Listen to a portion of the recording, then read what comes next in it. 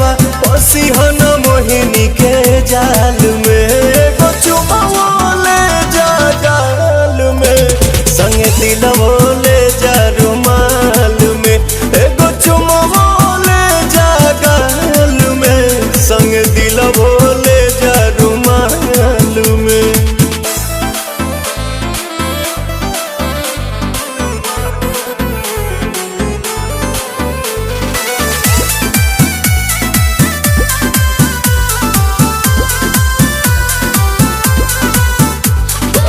चरा प हमरा तू सायन पिया कोनो दोसरा प मर बनलायन पिया